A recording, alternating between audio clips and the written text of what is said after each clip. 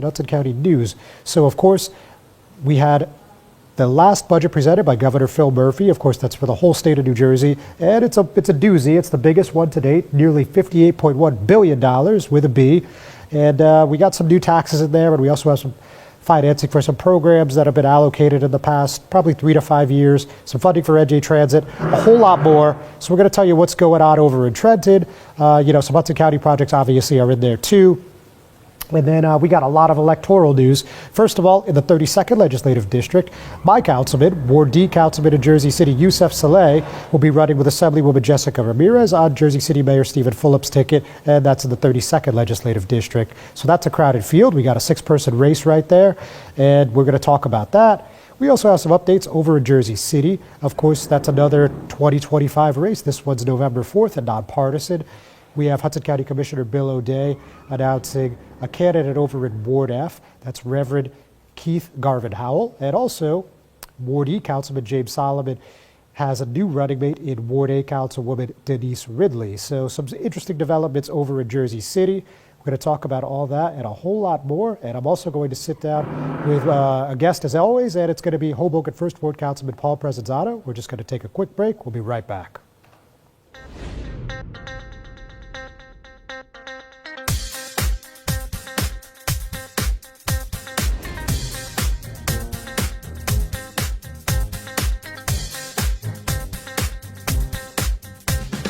Consumer Carpets, 3408 Kennedy Boulevard in the Jersey City Heights, your one-stop store for residential and commercial floor treatments, carpeting, linoleum, tiles, laminates, hardwood floors, area rugs, remnants, all major brands, all in stock. Free estimates, same-day installation. Consumer Carpets, it's savings, selection, installation. Credit cards and debit cards accepted. Financing available. Consumer Carpets, price to fit your budget, installation to fit your schedule. On the net at consumercarpets.com. Consumer Carpets, Jersey City, 201-792-2712.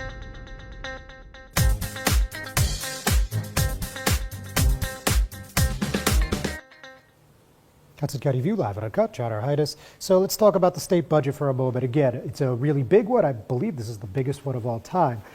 This is $58.1 billion, and there's a whole lot to go through. I mean, it was a 75-minute speech. So let me just talk to you about some of his opening remarks. It says, from the farms of Cumberland County to the streets of Jersey City, far too many New Jerseyans are living with deep uncertainty and anxiety about their economic future. Whether it be the skyrocketing cost of eggs or a housing market that is hotter than ever, our state's working and middle-class families are worried on a fundamental level about being able to make their future in the Garden State. We all know well right now the single biggest challenge facing the people of New Jersey is that the cost of living is way too high. So we heard about some things like Anchor NJ, that's the tax rebate program that's been around that came around during COVID, I should say. That's about $1,500 for each resident, depending on your income levels. And they talked about property relief for tenants. I mean, there's a lot here. Obviously, it's a very large budget. We talked about pushing for full-day pre-K, and he talked about no longer doing large cuts for school funding. Also talked about funding NJ Transit. That could be up to $815 million from this corporate transit fee. You eagle-eyed viewers and listeners may recall that's something Jersey City Mayor Stephen Fulop mentioned in his transit plan for governor. And that could fund up to $815 million for NJ Transit in 2026.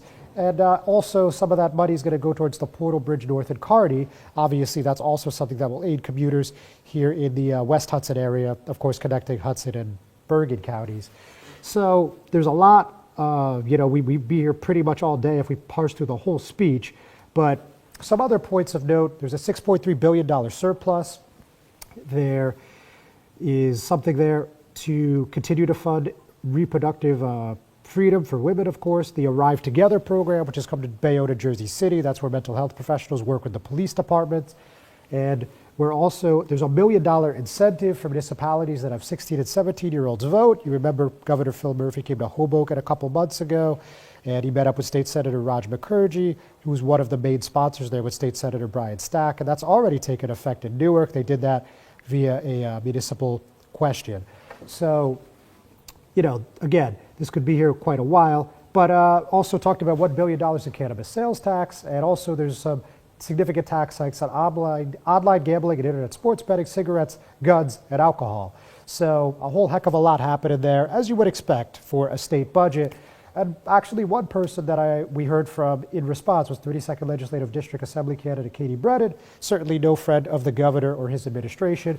And she said in part, the governor is right when he says these are not normal times, and we need the state budget to reflect that.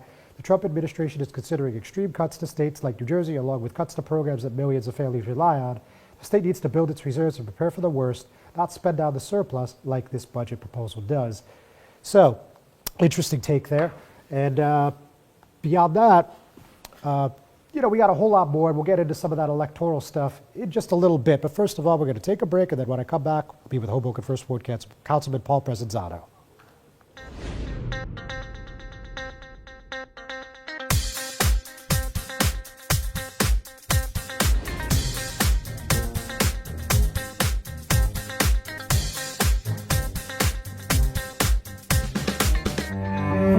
No one plans on heart disease, but everyone should have a plan for it.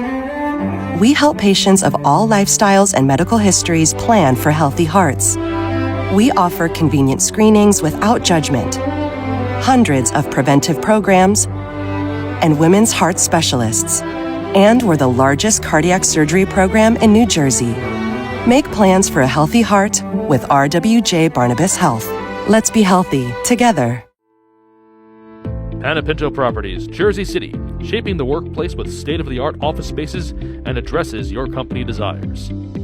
Building residences that define your home environment, adjacent to all modes of transportation with on-site parking available. The right address, the right lease. Call 201-521-9000 or visit online at panepintodevelopment.com. Panepinto Properties, building Jersey City for everyone.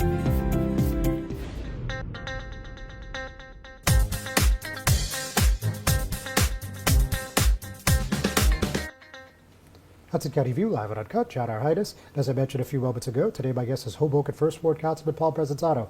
Paul, good to see you again. Pleasure always, John. All right, thank you. So, I think we've sufficiently knocked out that you're not running for mayor this cycle. Knock on wood. But so tell me, what are you thinking about November 4th? Where is your loyalty, for lack of a better word, lie here? I think it's early right now, John. We have many of my allies running. I do not want to see another 4 years of the continuation of the Apollo administration, so that is my main focus. I am listening to everyone, and then at the right time, I will back a horse.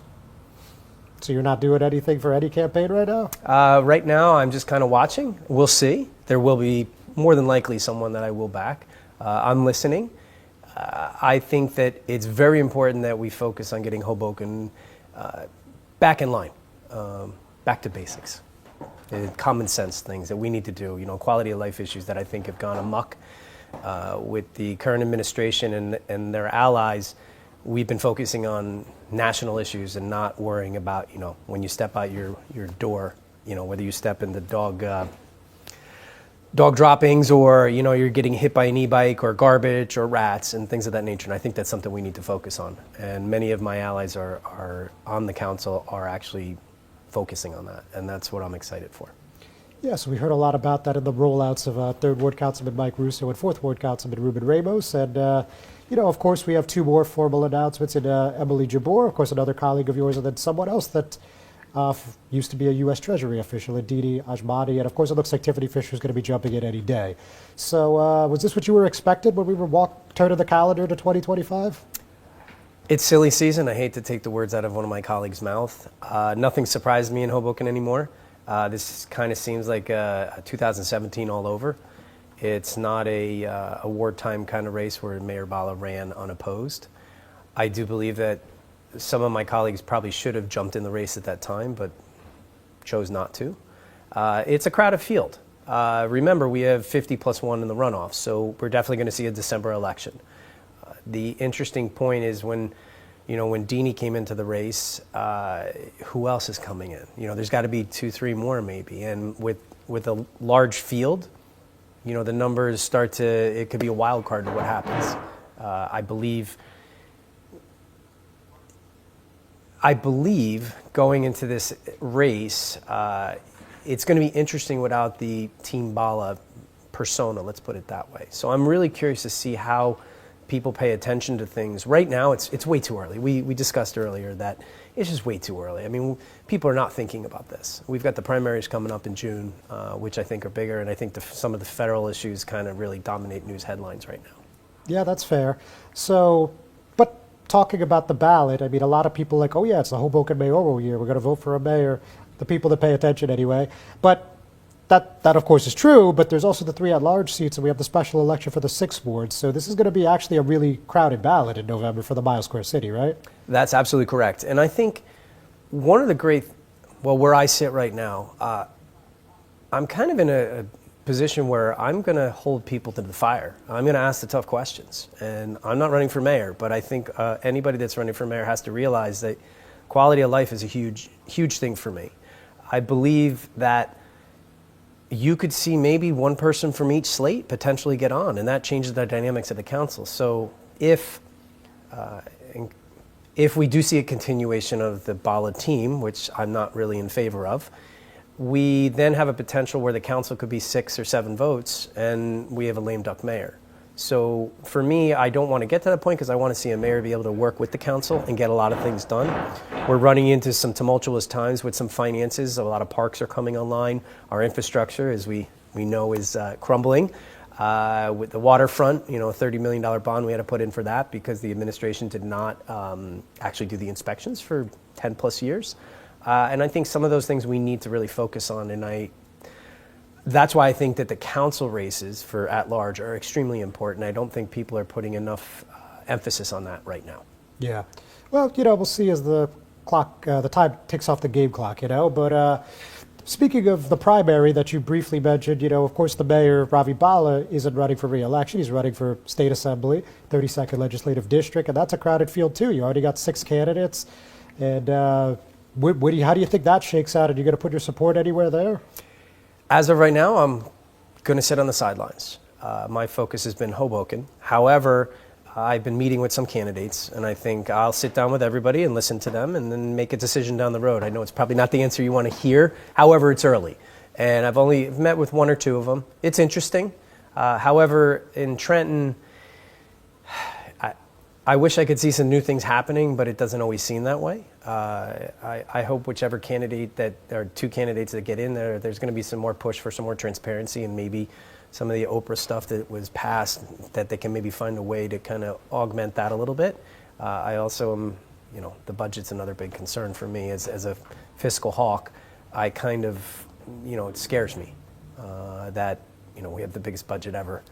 Like you had said earlier as well. So I hope that my representatives can, when I meet them, can explain to me or tell me what they're going to do to make things easier for people in Hoboken. All right, well, we got a month until the filing deadline. Let's see where we end up there. But don't go anywhere, Paul. Don't go anywhere, folks. We're going to be back right after this word from our sponsors.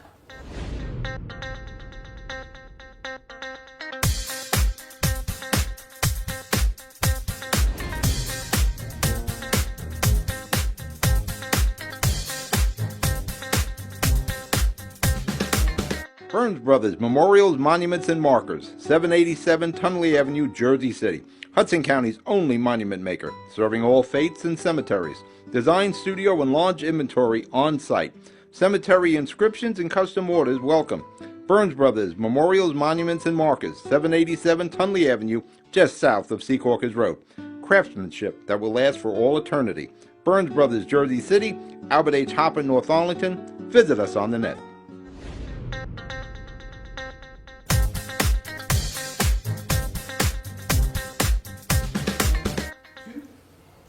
Hudson County View live on Uncut. John Arhitis, and I'm still here with Hoboken First Ward Councilman Paul Presinzano. So you're just talking about budgeting and why you've been a very conservative voice when it comes to the finances on the council. So with that, about I guess it was probably 6 weeks ago, there was a new police chief contract. You voted no, and obviously you got pretty animated at one point at that meeting. You weren't too happy with the way that some people took that. So why did you decide to vote no? And let's start there. I'm a big believer in working or first taking care of the needs of the people that work in if you want to say in the trenches. The patrolmen, management is last to get raises. That's just something how I've run my business. If you have a strong core underneath you, you'll be stronger. You'll have people that'll be more efficient, more proactive, will actually do more things because they love their job. And one of the big things in this is you always hear from many of our public safety officials, or for public safety, is that, going to work not wondering if you're going to get your raise, or you've been working for a year without a contract, that's on the top of your head, and you're trying to put food on your table, and there could be money waiting to get into your bank account that could help do a project or get your son or daughter to school that you need to have. So I think you take care of the rank and file first, and that's where it really upset me, is that I think you should always take care of the people working, not management first. Management's last. That's just the way I run my business when I was in the private sector, and I think it just builds a better culture and a better team spirit, and would make the city better. And along that line of thought, you voted against one of the firefighter contracts too, right? Absolutely, same story there. I don't want to say I'm always fighting for the little guy. However, it's just when you have a strong group, if there's 100 officers or 100 firefighters that are upset, it's more stress on leadership. And so if I can make their days a little bit easier, I can reduce the stress at home so family life is better, that's my job. Our budget is 80% salaries. But I just want to see things fair. I believe that anybody that's doing a job, when I worked in my past life, I wouldn't start a job unless I had a contract. Yeah. Here, we have people working because they can't strike, or they can't do anything because they're a necessity for our town, that they work without a contract, and then negotiations happen, which I'm not happy about. That's just not the way I think it should work. And so I became animated because I was pushed into a corner by one of my colleagues, thinking that everything up there that we debate is cute. I'm a believer in that, you have to stand up for things, and you just can't go with the flow. And it wasn't anything against police. It wasn't against the chief or the job he's doing. However, it is a fact that I believe the rank and file should be taken care of first, period. Protocols and procedures, not politics. Correct. All right. Now, on this line item, so obviously, it's probably going to be a large budget again this year, and there's some ambitious plans. A few you mentioned, but one that we didn't talk about yet is Garage B. Obviously, you guys did vote last time. Where do you think this is going, and what would you like to see here? Well, I'm, as you know, John, big transparency and accountability. This kind of came up last minute, out of the blue. I stopped it. I said we need to have some community input. There's a lot of questions about how we fund it. And then, of course, some of the concerns were height, came out from other people. That garage produces $4 to $5 million in revenue a year and probably isn't as efficient as it could, so it could be hired more towards 5. That comes offline, that leaves a big hole in the budget. All right, that's one thing. 2, the administration did work with me to say that they would look at it potentially for some educational facilities in there too. However, from my research, this is going to be a very difficult project to get off the ground. When you have 80% workforce housing and 20% affordable housing, you need some help. And I'm not sure that financing or that would happen unless potentially we bond it a large amount for. I'm mixed, because if you look at the building next to it, it's 13 stories, and this one is 25 potentially, and maybe even more, I don't know. But I think there should be more input, not input, but more feeling back from the community on this. It is a parking garage. But I also think we should look at this holistically. We have the police station, and I have 2 other garages just down the street from that. This is in my backyard where I live. And I think that we should be looking at it holistically, not just one piece. We tend to do that in Hoboken. We only look at one thing, because there could be some great things we could do for the community.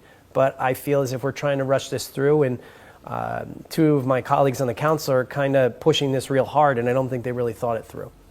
All right, got it. So real quick before you go, Paul, last Wednesday we heard that Vijay Chaudhary, Mayor Bala's chief of staff, was going to be pursuing private sector endeavors, some consulting work.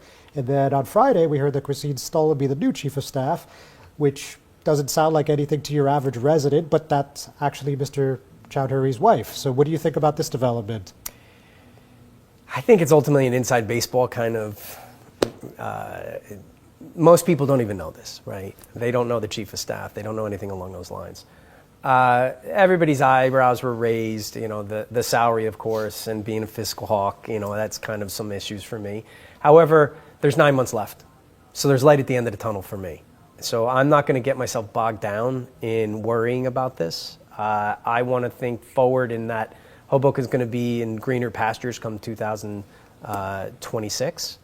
And this is just another hiccup from the Bala administration that I just have to deal with. And for me, getting my hair on fire, what's left of it, is not worth the time. I think there's bigger things that we have brewing in the mayor's race, and that getting Hoboken back on track is something that I'm going to be focusing on.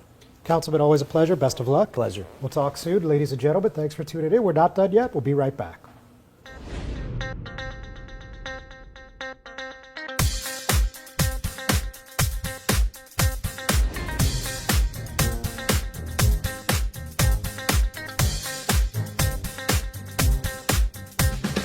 Consumer Carpets, 3408 Kennedy Boulevard in the Jersey City Heights, your one-stop store for residential and commercial floor treatments, carpeting, linoleum, tiles, laminates, hardwood floors, area rugs, remnants. All major brands, all in stock. Free estimates, same-day installation. Consumer Carpets, it's savings, selection, installation. Credit cards and debit cards accepted. Financing available. Consumer Carpets, price to fit your budget, installation to fit your schedule. On the net at consumercarpets.com. Consumer Carpets, Jersey City, 201-792-2712. No one plans on heart disease, but everyone should have a plan for it. We help patients of all lifestyles and medical histories plan for healthy hearts. We offer convenient screenings without judgment, hundreds of preventive programs, and women's heart specialists. And we're the largest cardiac surgery program in New Jersey. Make plans for a healthy heart with RWJ Barnabas Health. Let's be healthy together. Panapinto Properties, Jersey City, shaping the workplace with state-of-the-art office spaces and addresses your company desires. Building residences that define your home environment, adjacent to all modes of transportation with on-site parking available.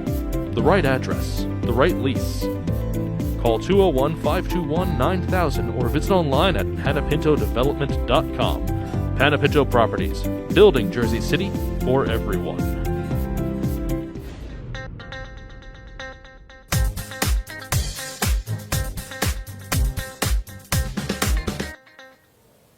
Hudson County View live on Uncut, John Arhitis. So let's talk about some of this electoral stuff that we haven't got over yet. So again, in the 32nd Legislative District, Jersey City Ward D Councilman Yusef Saleh is running with Assemblywoman Jessica Ramirez on Jersey City Mayor Stephen Fulop's ticket. Of course, Mayor Fulop is running roughly 3 dozen assembly candidates throughout the state, and the 32nd Legislative District is right in his backyard. He, like myself, is a Heights resident. So with that, let's talk a little bit about Yusef. So I had a chance to speak to him Sunday evening shortly after talk came of him running, and he told me a few things. So he said, as a councilman, I have direct firsthand experience on the struggles people face in my ward, and a lot can be solved at the state level with the funding and implementation of new laws such as pedestrian safety with speed cameras, bail reform, and school funding. This is going to give me a bigger platform to champion my community. So, pretty straightforward. He believes he has the policy chops. He mentioned the pay transparency law. If you guys remember that, that was something where jobs have to obviously list how much they're going to pay without putting those ambiguous salary ranges. Like sometimes you would apply for a job and it would say anywhere between, just making this up, but like 50,000 to like 99,000. Well, now you can't do that anymore. And that ended up becoming a state policy. So that was his point there.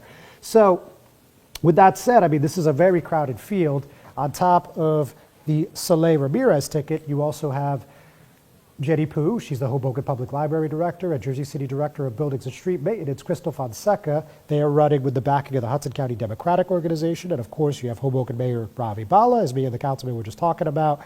And right now, him and Jersey City activist Katie Brennan are running as independents. There's still the possibility they could team up. The filing deadline is on March 24th, so let's see what the next month brings.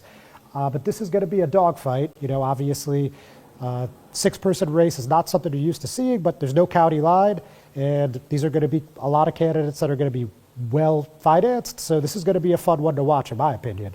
So moving on to other electoral issues. So again, with Yusef getting into the race, Councilman Saleh, we heard from Mayor Bala just yesterday, and he came out on a Heights issue, which is of course part of the district, and he's in favor of a protected bike lane right in Ward D. So he said, I strongly support a permanent protected bike lane on Manhattan Ave and Franklin Street in the Heights, a corridor which has seen 11 crashes in 5 years, data that speaks for itself. I am hopeful this project will move forward without further delays. So interesting, right off the bat, you could say firing off a shot at Soleil's way. And this came just a couple weeks after Fulop endorsed the plan as well, but Fulop also pointed out that they don't have the votes right now on the city council. Of course, it's a 9-member governing body, so you need 5 votes to do pretty much anything. So that's interesting, obviously. And related was that the council reviewed a resolution to contract a Heights bike lane engineer. This came up at the caucus, and it seems like a lot of people aren't sure about what's going on. And we got some clarity from Infrastructure Director Barka Patel.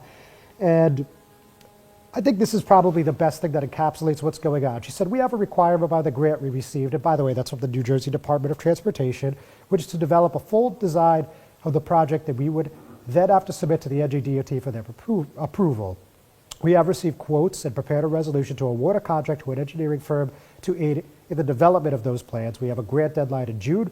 We are required to still get the plans developed, get the bid package together, and get the project out to bid awarded by that June deadline to be able to use that grant funding. So I think that's pretty clear, but this is still a project that is very much in limbo. Ward C. Councilman Rich Baggiato said that pretty much said he's against it. Council President Joyce Waterman expressed some concerns, as did Ward A Councilwoman Denise Ridley and Councilman at Large Daniel Rivera. So it's not even clear if this is going to make the agenda, but we did hear from a few people this morning into the afternoon on X, and that's Patrick Ambrosi. He's running for Ward D Council. And we also heard from Ward E Councilman James Solomon, who's a mayoral candidate, and Hudson County Commissioner Bill O'Day, another mayoral candidate, and they all came out in favor. So let's see what happens tonight. But honestly, if I was a betting man, I'm going to say this either doesn't make the agenda or gets tabled. Let's see what happens. Now, on the more electoral stuff, let's talk about Councilwoman Ridley. As I mentioned at the top of the program, she's now running with Councilman Solomon on his ticket. So that's a strong duo, a strong team up, if I say so myself. And when we heard from Solomon, he had a few things to say. And basically, I think the easiest way to encapsulate it was this. We must have Denise Ridley back at City Hall for the next 4 years. Give it up for Denise. And, we talked about what she's done for affordable housing, for public safety, specifically pointing out that Bayfront project that's going to have 35% affordable housing. She's the chair of that committee. And, she's done a lot of work on that over the past 5-6 years for a good portion of the time on the council. And, both of these electeds have been there since 2018. And, let's see what happens. That's going to be an interesting race. Of course, a lot of people think that's going to end in a runoff between Ridley and Pam Johnson, who was here a few weeks ago. And she's, of course, the executive director of the Anti-Violence Coalition of Hudson County. And she's running with Bill O'Day. Now, speaking of Bill O'Day, he announced his Ward F candidate, as I also mentioned to you guys, and that's Reverend Keith Garvin Howell. So that's a name that maybe not everyone's familiar with. I mean, I can't say that I was, but it sounds like this is a guy that's going to be playing for keeps, playing to win. So he said in part, too many of our children face barriers in climbing the ladder to success. Too many of our seniors feel that they are left behind, forgotten, and ostracized. I believe in a Ward F where housing is affordable and no family is displaced due to skyrocketing rent. I believe in a Ward F where small businesses can thrive and economic development benefits everyone and not just a select few. Jersey City is not for sale. Ward F is not for sale. So that's an interesting development too. And another thing, we don't really have a whole lot of details yet, but we could say with 100% certainty that U.S. Immigration and Customs Enforcement, of course, we largely know them as ICE, were over in the Heights on Monday, and they detained someone at the Dunkin' Donuts. It's right across the street from Christ Hospital. No other details available. I did reach out to ICE for comment, and all I got was a pretty generic boilerplate statement that didn't actually say anything about Jersey City. But we have gotten a letter to the editor since, and that's from Adrian Gonda. And there's going to be a rally in front of City Hall. That's 280 Grove Street tomorrow at 5:30 p.m. It's hosted by the Hudson County Democratic Socialists of America, 32 BJ SEIU, and Cosecha NJ. And this is a rally for immigrants, as they call it. So that's going on tomorrow if you guys are interested. And with that, folks, we're going to call it a week. Thanks for tuning in. We'll see you next time.